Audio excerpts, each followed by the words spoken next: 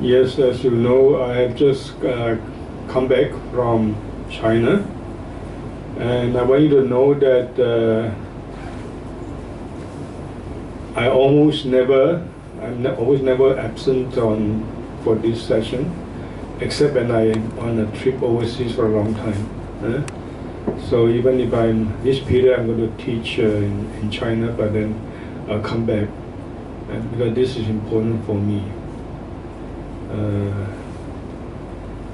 I think we must make it a point to integrate our practice on a regular basis, not a matter of just once in a while or just showing up to the audience or to friends or out of duty. You must have feeling. When I come back and see the Buddha, I feel very happy. And I miss the whole thing, and miss all of you also. Of course, I miss actually this session if I'm away.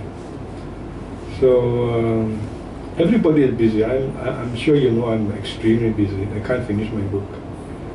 It's not that. It's a matter of how we manage our time, what we want to spend our time for, actually. Yeah. So now today, I'll continue with our discussion, with our sharing on the Buddha's teaching of the fourfold reliance, or you can say fourfold refuges. That is of course different from the threefold refuge in the Buddha-Dharma Sangha.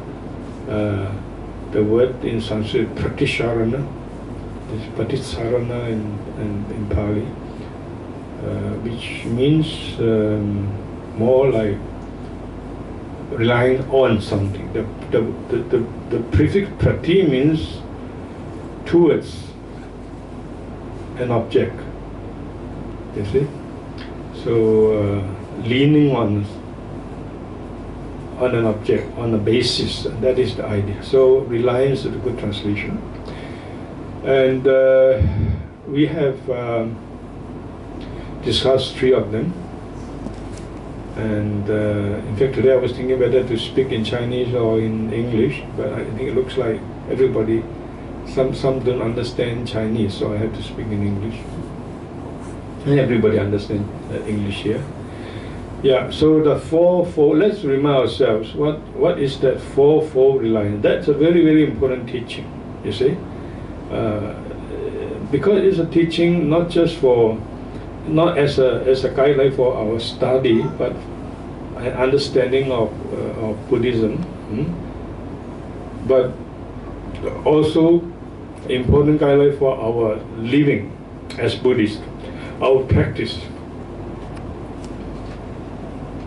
how we should go about practicing Buddhism, how we should go about living a life according to the guidance of the Buddha's teaching. That's a very important criteria. And that you remember that the Buddha in the Mahaparinibbana Sutta, before he passed away, he has told the disciples to rely on themselves, to be an island for themselves, to be refuge for themselves. Because the Buddha as a physical being on earth cannot last forever. The teachers cannot last forever.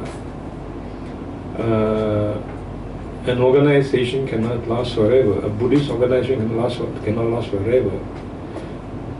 But we always have the Dhamma. So the Dhamma, the teaching, the truth, should be our guide. What are these fourfold, or these four reliances of what is this fourfold reliance? Let's remind ourselves. First is relying on the Dharma and not the Pudgala. That is, rely on the teaching in this context. And that word Dharma also means the truth. Rely on that rather than on a particular person. And I've explained that the person doesn't mean just the teacher. It can mean the whole tradition. So the Chinese tradition is the person. So if you are over-attached to it, thinking that just because you know Chinese, just because you read the Chinese, you can read the Chinese scripture, you understand Buddhism better, or you are the only one, in fact, who can understand Buddhism, that would be wrong.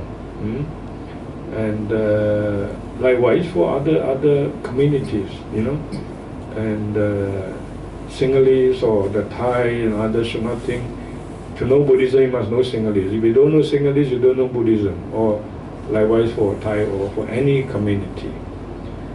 And this teaching of reliance on the Dhamma rather than the person is extremely relevant today. Many unfortunate things happen in Buddhism because of irrational attachment to the person, to the guru, to the teacher, to the tradition, rather than to the truth. So we have spent a lot of time talking on this. The second one is, what is it? Relying on? What was it then you had thought, you have learned?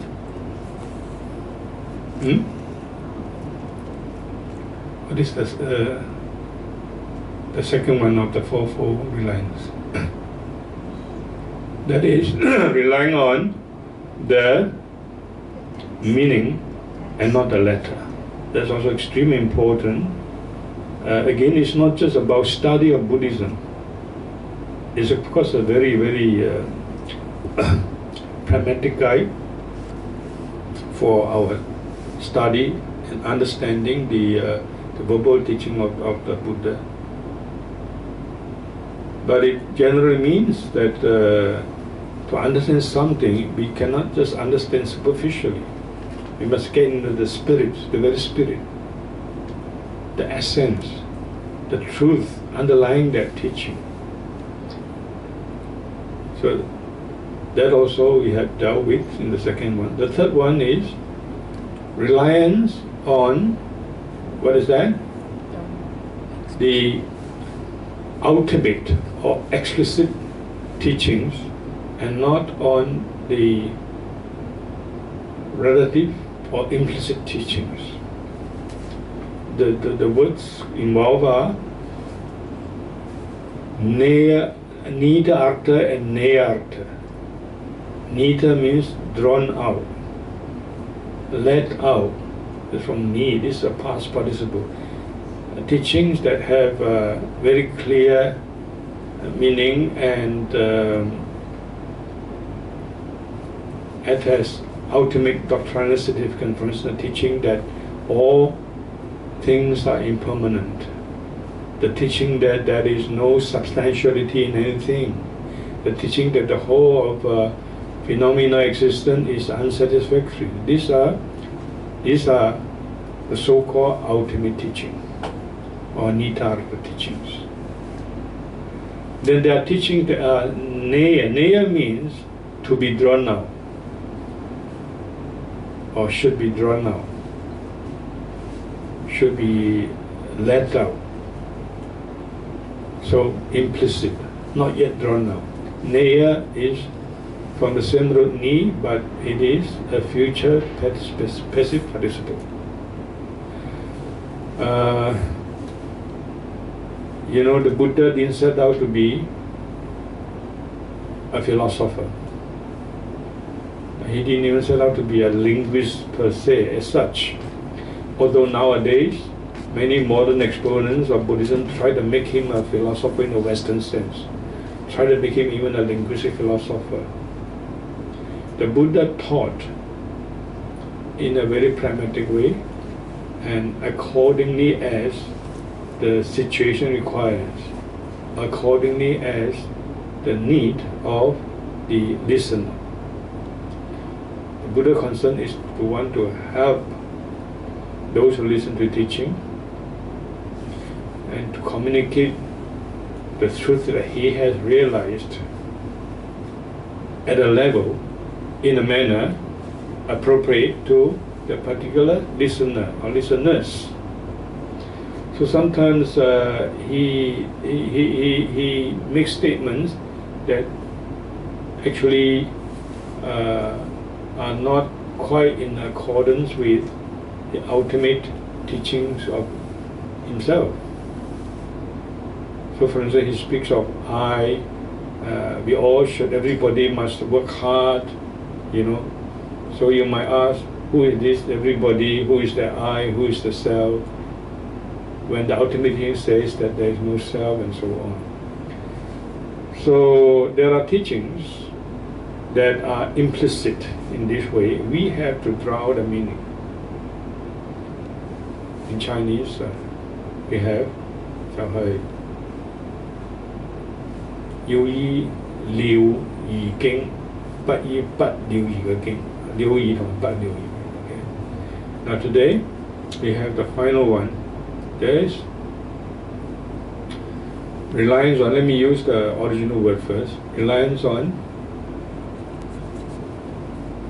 jnana and not vijñāna.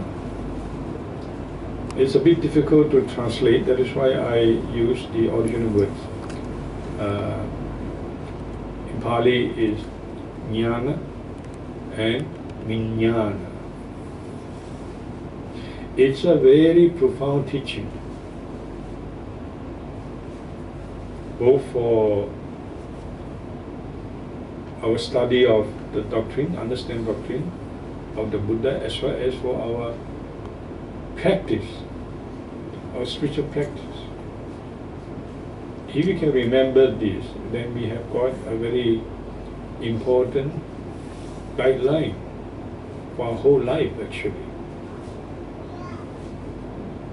In a sense, you could even say that it is self-sufficient as a part of practice.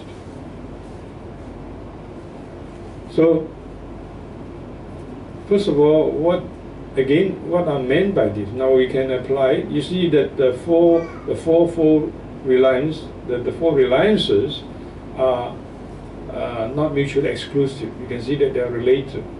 You see, here also we have to understand the true intended spirit, the meaning, and not just the words. If you play with the words, then you can argue, yeah, I know what vijñāna mean, I know what jnana mean, and so on. You might even say that jnana is not panya. What the Buddha has said that we must attain panya, then why do we rely on jnana? That is not understanding the real intention of the meaning behind the words, right?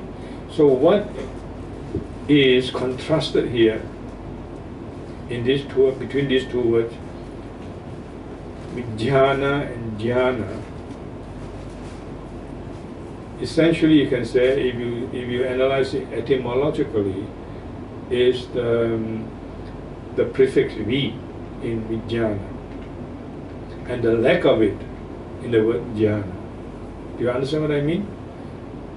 You have vijñāna. There's a vi, a vi. Then you on the one hand, and you have jnana on the other. Of course, now I'm also interpreting, and but I think this interpretation is useful.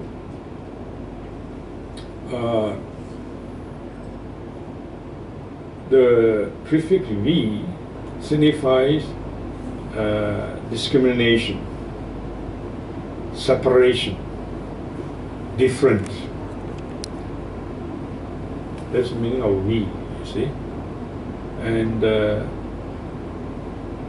the other part, jnana, is the same in both words. So you have vijñāna and we have jnana. And jnana comes from jñā, is to know. So all these things, if you don't understand a little bit of Pali and Sanskrit, you are disadvantaged. That is why I encourage you to learn some Pali and Sanskrit. You see, it can be extremely useful, and not just to be a scholar of Pali or Sanskrit, not in that way, but you can see that it really can help you a lot. So in this case, both words, jhana, are there, and or in both vijñāna and jhana, the part jhana is there, common to both, and it comes from the root jha, to know. So it's about knowing. So vijñāna is to know, the mode of knowing. Knowing is experiencing also. How do you know the world exists?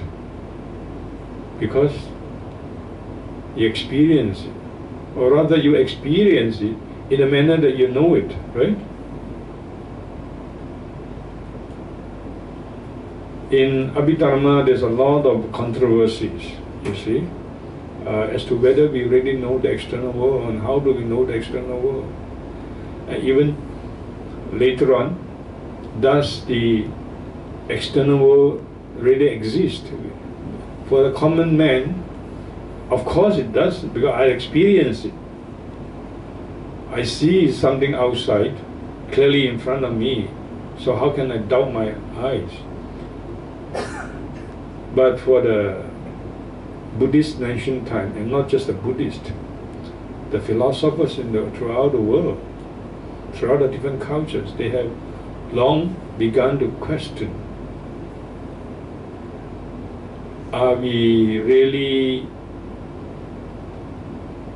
or the supposedly existing things outside us, do they really exist? Are we really experiencing them, perceiving them properly, truly as they are? When we see a red color, is it really red? Why do we see certain colors and not others, and so on? You see? So this question of experiencing the world, the question of knowing the world, whether the world exists or not, these questions in fact were investigated not only in Buddhism but for any thoughtful person. And that tells us one thing, you know, to study and to understand Buddhism and to practice Buddhism, we must go far beyond superficiality. We have to question ourselves all the time. We have to be critical, you see, to ourselves. Because we assume too much that we know things, we experience things, we are confident, overconfident. We are overconfident about our intellectual capacity, and we fall into trouble. We are overconfident about the way we experience things as real, and we also fall into trouble. So that shows that a teaching like this is of central importance for us, to guide us in our practice, not only in our study of Buddhism. So vijñāna is knowing in a discriminatory way. And this discrimination later on in, for example, Yogacara Buddhism, is especially emphasized as conceptualization. The whole problem for us is ultimately, in a sense, the problem of conceptualization. We conceptualize things. When we conceptualize things in the manner of explanation with Yogacara, we either superimpose or we deduct. Superimposition, for example, is like this. There are the 5 skandhas, the 5 aggregates. We have Rupa, Vedana, Sanya, Samskara, Vijñāna. So Trung Văn là Sắc, Sầu, Xưởng, Hành, Sắc, Văn. So the whole personality is comprised of, human personality is comprised of the 5 skandhas, sometimes translated the 5 aggregates or 5 heap. But we superimpose the idea of the self, the I, and we get into trouble. We get self-attached, we become egotistic, we become self-centered, and because of attachment, we form metaphysical views, attachment to the self, and these metaphysical views affect the way we understand things and affect our whole pattern of behavior. If you believe that there's an eternal soul, for example, if you believe that there's an external God, then you behave accordingly.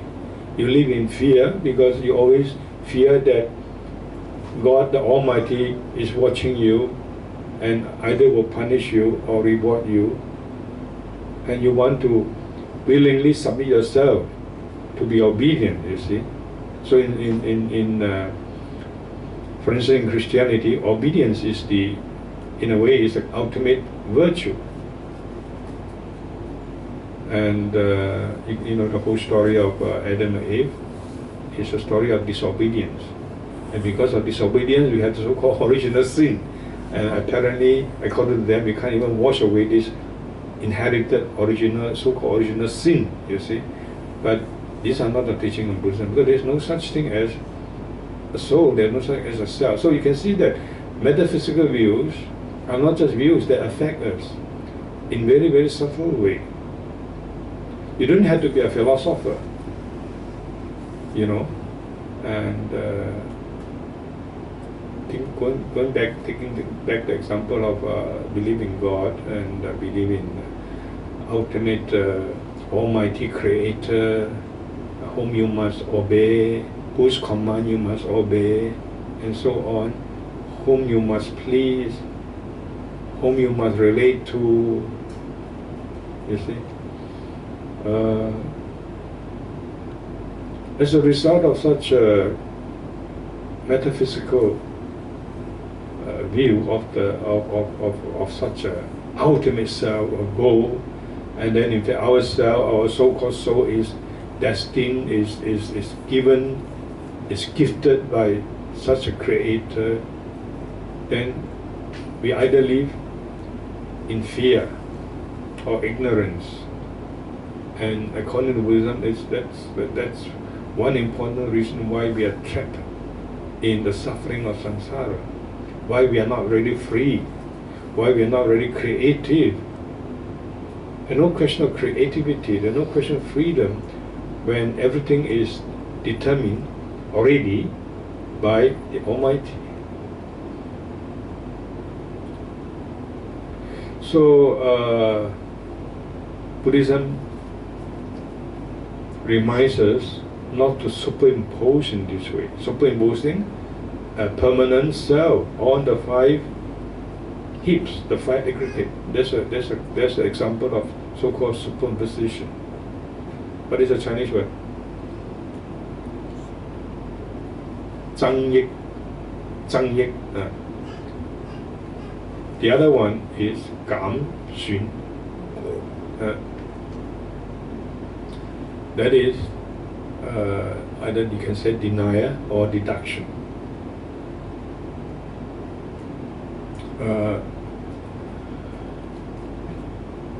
When certain things truly exist, you deny the existence.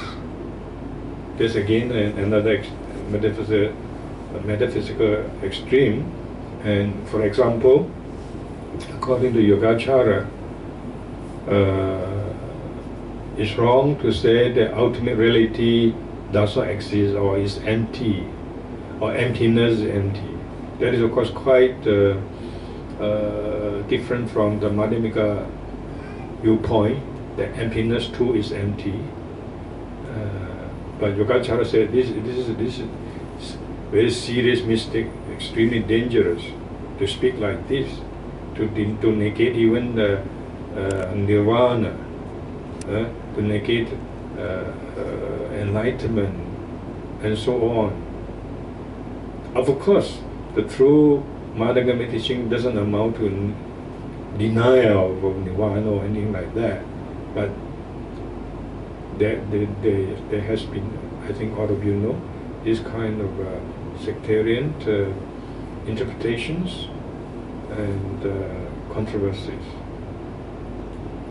So there's a case of if ultimate truth is there, reliance is there, nirvana is there, you deny it, that's a case of denial or deduction. So these are metaphysical views that arise because of the way our consciousness operates conceptually. We conceptualize. And ultimately, according to Yogacara, all our experiences in this world is a result, in a way, of conceptualization. That's why all the vijñānas, all the seeds, there's so much talk about, stressed in Yogacara, are ultimately of the nature of conceptualization, the conceptual seeds. 叫名言種子，名言嘅種子。We now of course they have the doctrine and the emphasis on karma also, and so they speak of karma, karmic seeds of karma, that is potential energies accumulated from our action, our karma. But even when you understand more deeply, according to them, you realize that even the reason why we accumulate karma is because we conceptualize. Love, hate, jealousy, anger, and so on, you see, are all based on conceptualization. So all these are a result of vijñāna, of the discriminatory, conceptualizing mode of operation of our consciousness. And now, I'm not talking about Yogacara, coming back to Buddhism. You can see that this is the early teaching. From the earliest time, Buddhism tells us, the Buddha's teaching tells us that we must be aware of this mode of operation of our consciousness. This is the way we experience the world, we experience people, all through our vijñāna, in such conceptualizing, discriminatory manner. So what is the goal of Buddhist teaching? You can say that ultimately is the transformation of this mode of consciousness, this mode of knowing, into one that is free from discrimination, free from conceptualization. Right? So again, Yogacara has a very useful term for that, and it says that the goal is the attainment of the non-conceptualization knowledge, 叫做無分別智。分別智將佢轉為無分別智。Okay， 所謂分別智就係識。You can say that this conceptualizing mode of cognition is vijñāna, as I've explained to you. So when you analyze it that way, you can see clearly that the whole path of Buddhism, in a sense, is to achieve jhana by removing the we, in vijñāna. Vijñāna becomes jnana without the v, without the prefix v. And that is one important way, one useful way to understand this teaching of the fourth reliance. To say it more briefly, it is that we cannot superficially rely on the ordinary way of cognizing things, of experiencing the world and people. That is the way of vijñāna. And the way of vijñāna is a way of conceptualization. So we must depend on our jnana. Okay? So clearly, this jnana does not just mean knowledge in the ordinary way, ordinary sense. Ultimately, it means wisdom. It means true insight. When you are spiritually transformed, your mind operates without conceptualizing. But the mind sees things truly as they are. That term is found from the Buddha's own teaching from earliest time. That is called Yatha-bhuta jnana. 中文就叫如實智。Knowledge of things truly as they are. That is wisdom. So I have said that even here you cannot be just attached to the letters of this statement and argue that jnana is also not ultimate. Knowledge is also always problematic, and we need panya. You see, well, you know, panya, samjya, jnana, all these are from jya, the different way of knowing things. So the contrast between vijñāna and jnana is clear. The problem is precisely we automatically, unmindfully rely on the common way, the usual way of cognition, and we fall into trouble. So, looked at from this angle, you can say that this teaching is a mindfulness teaching also. You learn to be mindful always. Am I cognizing superficially? Is there conceptualization? And to what extent is this conceptualization in my knowing, in my cognition? How do I go beyond that? That is, of course, a big question.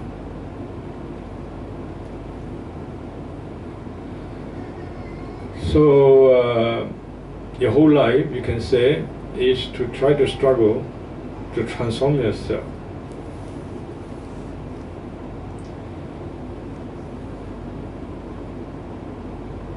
You can't change situations, objective situations, but you must change the way you experience these situations.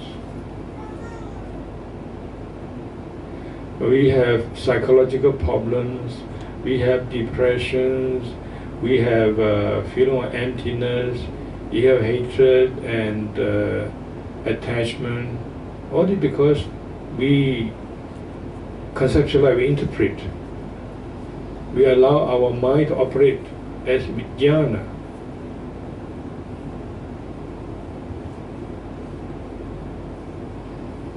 But given the same situations, the same people, the same world, if we do not conceptualize, then we become truly creative.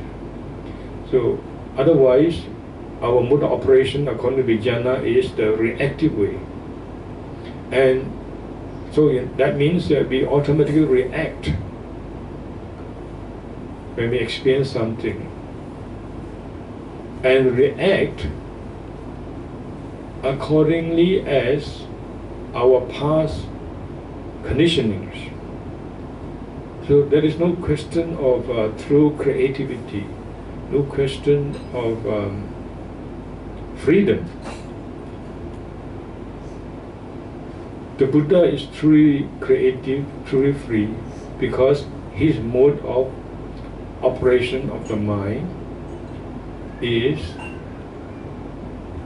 that of insight, that is free from discrimination, free from conceptualization. So this is how problems are to be solved, by coming to a higher level of the way our mind, our consciousness operates. Otherwise, it doesn't matter how much knowledge you have about Buddhism, about world, about science. The world is still the world. People are still the same. Your emotions, your feelings are still the same. Sometimes there is very little you can do. Even if you know something rationally.